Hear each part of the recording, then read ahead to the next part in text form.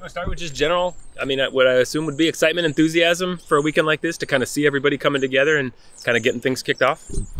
Yeah, thrilled to get a chance to, see this year's version of the Oregon Ducks. And I mean, we get a chance to tee it up and start this week, which is great. Can't wait for that. The group that we've got coming to campus, we really like a lot. We think this group is really potentially going to continue to move the needle as we have each and every year, and continue to grow and build this program like we set out 2 years ago. And at this point, five years ago, the COVID year, we didn't really have the COVID year after that thing got blown up. But then for the next 4 years to build off of what we've been able to accomplish, the 2 regionals and then 2 super regionals. And we just want to continue to build this program. And we think we have with the roster that we've put together, and we're excited to work with these guys. What's it like to have that be kind of the foundation for expectations, the success you've had in the postseason, knowing that, taking the next step means big things potentially? Well, yeah. And I mean, it wasn't long ago where taking the next step was, man, we just got to get to a regional, and no, we're not there anymore, right? That is one of the goals, being a regional, being a super regional, College World Series, and ultimately winning a national championship, the stepping stone approach. And we feel as though we're continuing to make progress. We have each and every year. And we think, like I said, we think that this roster that we've put together for this group has a chance to even exceed anything we've done here before. Part of that roster is the transfer portal class. Baseball America ranked them number 10 in the country. What are your thoughts about the class and some of the guys who really stand out? I didn't know that about Baseball America. I'm happy that those guys recognize our class to be good.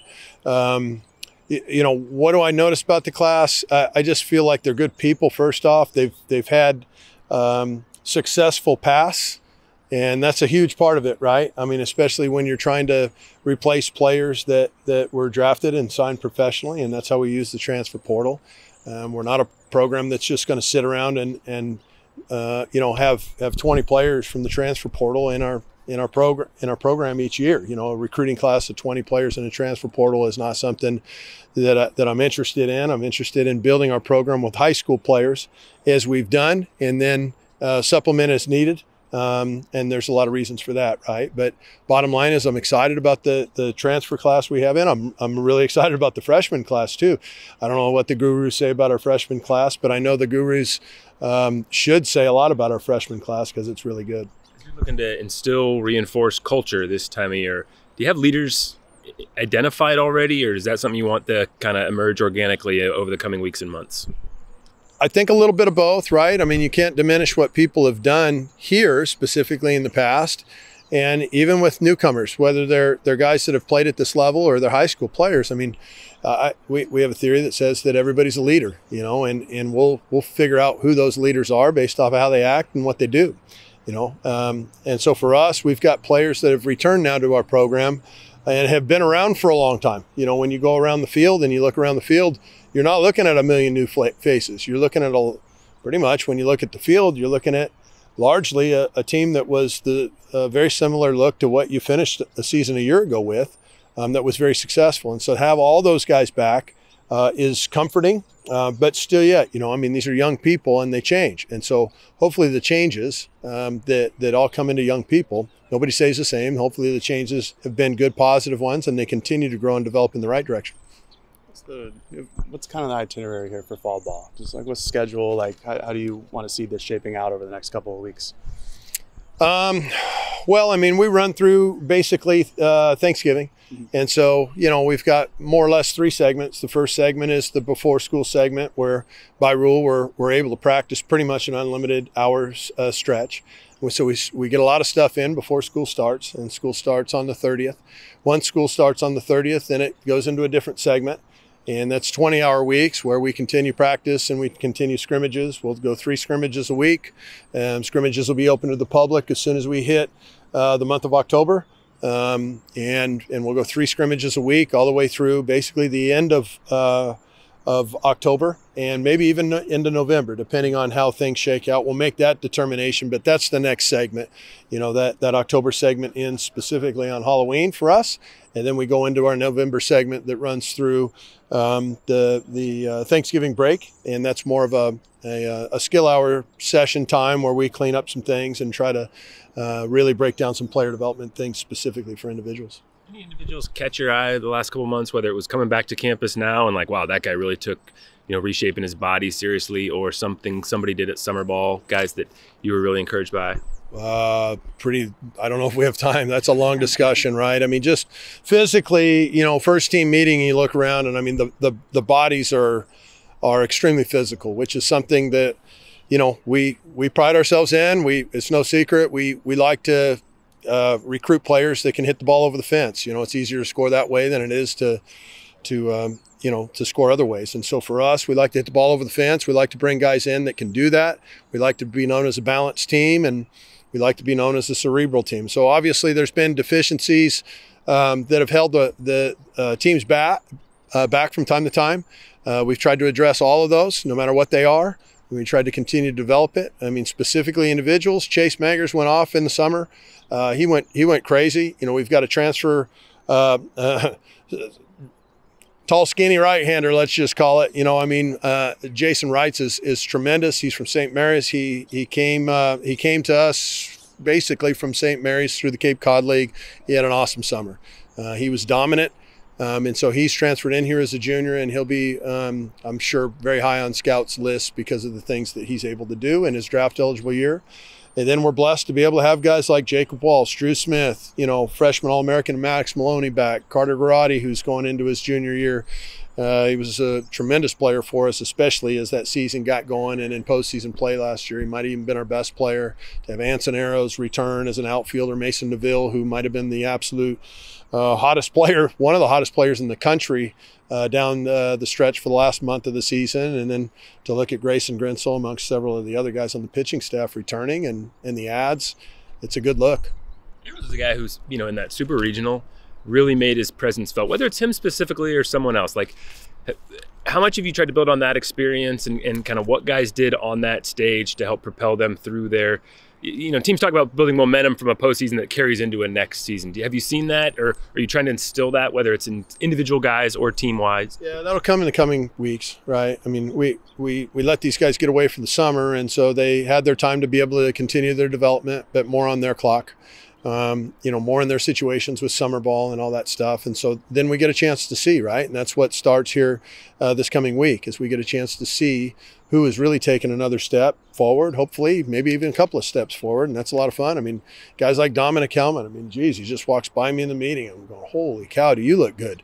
And it's across the board. Jack Brooks is not a name that's a household name yet, but yet he was an all-star in the league that he played in this summer, and he ended up, I think, breaking the league record in stolen bases. Colin Clark, who got some innings as a freshman, and he ended up being the MVP of the California Collegiate League. Tremendous summer. Sammy Kova, few innings his freshman year, went off in the summer, and he was one of the best pitchers in the California Collegiate League again. So we've had some tremendous performers, and we're excited. We think that'll be an indicator that they're going to be much better and improve this coming season. With those 3 segments of your fall practice, do you feel like there's a sort of advantage there to school starting so late on the quarter system? Does that benefit you guys? I like to think so. You can spin it however you want. I've been semester school and quarter school, so I've lived at both. I do feel strongly that the semester school, I think there's some pitfalls because, these kids, they get after it pretty good largely in the summer. And the quarter system situation gives them maybe a couple of weeks window to kind of get their breath in again after they finish summer ball, before they report to campus, and away they go. Now, we've had freshmen have been here, our entire freshman class. They've been here now for several weeks with the summer bridge session, and they've been legally allowed to start training here at the facilities, not with coaches yet, the baseball coaches, but specifically in the weight room and with their conditioning. And we like to think that that will be an advantage for those guys coming into fall ball. And our administration has supported us to do that. Without their support, then we wouldn't be able to do stuff like that. So, a large amount of this credit when it comes to the success, it's players, but let's not forget about the administration that's helping us do this. Some really generous donors that we've had that have helped our program in a huge, huge way. Pat Kilkenny amongst so many others. Do you guys have anybody coming in here for scrimmages throughout October? We've got the Canadian national team. I think it's like October 6th, the Sunday, that they'll come in and they'll bring their group through, and we'll play against them for as many innings as we can. It'll be great.